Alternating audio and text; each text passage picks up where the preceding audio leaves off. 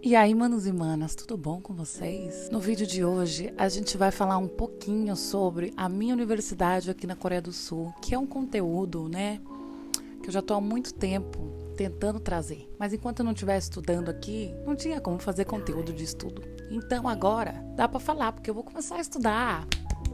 E a gente trouxe esse estilo mais SMR, entendeu? Eu vou falar aqui assim, ó. Ai, que delícia. Mentira. Como vocês viram no vídeo onde eu falei que não tinha mais como voltar para o Brasil, se vocês não viram, eu vou deixar nos cards aqui em algum lugar. Nesse vídeo eu expliquei que não tinha como eu voltar para o Brasil, enfim, e eu decidi começar a estudar coreano, que era algo que eu já estava enrolando há muito tempo e que agora finalmente surgiu a oportunidade. O universo ajudou e colaborou e agora finalmente eu tô aqui na Coreia.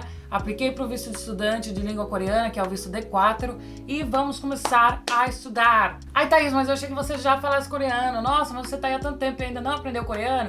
Então, não falo coreano, eu sei fingir que eu falo, entendeu? Eu sei o básico do básico do básico do dia a dia ali, pedir uma comidinha. Eu sei não passar fome, esse é o meu nível de coreano. E a partir do momento em que eu quero ficar por aqui mais um tempo, produzir mais conteúdo relacionado à Coreia, a questão da barreira linguística é algo que sempre me afetou, sempre foi algo que me incomodou muito. E agora, finalmente, eu vou quebrar essa barreira e conseguir fazer mais coisas legais. E aí eu vou chegar assim e falar 안녕하세요, 저는 전화입니다. 안녕하세요, 반가워요. Sem falar também que eu gosto muito de aprender línguas, apesar de eu ter preguiça de estudar, eu gosto muito de aprender línguas, eu acho muito legal. Inglês, por exemplo, foi uma língua que eu aprendi praticamente sozinha, então chegou a hora de aprender uma nova língua, já passou da hora, na verdade, né? Enfim, vamos começar a falar da Sungsil University, que é a universidade que eu vou fazer o curso de coreano. Eu vou fazer 6 meses de coreano com eles no programa regular. Eu vou fazer o nível 1, nível 2. Eu provavelmente vou começar do nível 1 desde o comecinho para conseguir ter uma base bem maior e bem mais estruturada. Até também porque o que eu sei não é suficiente para eu passar do nível 1 e ir direto pro 2. Então, antes de qualquer coisa, vamos falar um pouquinho da história da Sungsil. Ela começou na Coreia do Norte. Sim, a universidade começou em Pyongyang em 1892 e a partir de lá rolou várias coisas, tiriri tarará,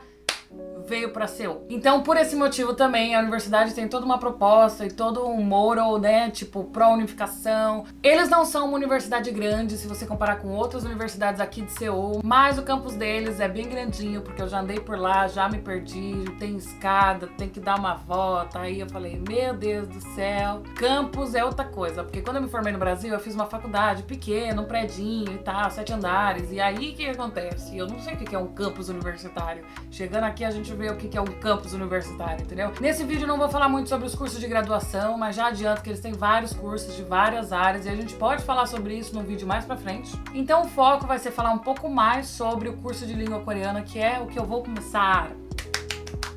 Finalmente. Uhul. No site deles, do programa de línguas, tem as informações todas, eu vou tentar dar uma resumida aqui. E, obviamente, se ficar alguma dúvida sobre qualquer coisa, já deixa aqui nos comentários, me manda uma DM lá no Instagram. Inclusive, se não tá me seguindo no Instagram, Thaís Genaro, me segue lá, porque sempre tem conteúdo, sempre tem stories, sempre tem várias coisas, vai lá. Então, o curso deles tem do nível 1 ao nível 6 de coreano. E uma coisa que realmente pega e me deixa muito confusa é a questão do semestre. Então, no site você vai ver o valor também do curso por semestre, mas esse semestre não é um semestre tipo, janeiro a julho, não. O semestre deles é o nosso trimestre, então por serem 4 semestres, parênteses, trimestre, você pode começar nesses 4 períodos diferentes do ano. No inverno, ou na primavera, ou no verão, ou no outono. As datas mais certinhas, tanto para esse ano e para o ano que vem, você consegue ver no site deles, que eu vou deixar linkado aqui na descrição. Uma coisa importante que vocês têm que saber, para você pegar o visto de estudante, o D4, você tem que se matricular para, no mínimo, um curso de 6 meses. Que no caso, são 2 semestres. Tá confuso? Mas vamos falar só na linguagem deles, que é mais fácil. Então, para você conseguir pegar o seu visto de estudante, o D4, você tem que se matricular para pelo menos 2 semestres com eles. Os cursos do nível 1 ao 2 são lecionados de tarde, então é da 1h30 da tarde até as 5h30. E os níveis 3, 4, 5 e 6 são lecionados na parte da manhã, das 9 da manhã até as 1 da tarde. Cada semestre deles é 1.450.000 won. Eu vou colocar a conversão aqui, mas dá uma olhada de novo, porque dia vai, dia vem, o dólar muda, o won também, então só para dar uma conferida, eu vou deixar um link aqui de conversão também na descrição. E tem a taxa de admissão, que é 60.000 won. E um grande diferencial da Sungsil, que pra mim eu não esperava, é que eles liberam dormitório para estudantes de línguas, porque a maioria das outras universidades, quando você vai aplicar para um curso de coreano, eles não liberam dormitório. Dormitórios são exclusivos para estudantes que vão fazer um curso de graduação graduação, de pós, de mestrado. Então a galera que tá fazendo curso de coreano tem que procurar outro apartamento, um lugar fora da universidade, e a Sunshir libera os dormitórios para os alunos de língua coreana, o que significa que o preço também é bem mais bacana do que se você for ficar em algum lugar fora da universidade,